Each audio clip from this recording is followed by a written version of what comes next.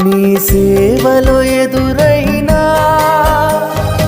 ఎన్నో సమస్యలలో నా బలమును చూచుకుని నిరాశ చెందితిని.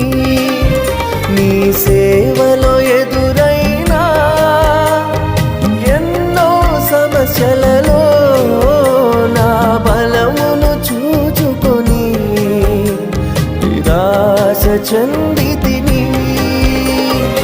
భారమైన ఈ సేవను ఇక చేయలేనని అనుకొనగా, భారమైన ఈ సేవను ఇక చేయలేనని అనుకొనగా, ప్రధాన యాజకుడా యేసు నీ అనుభవాలతో బలపరచితివి.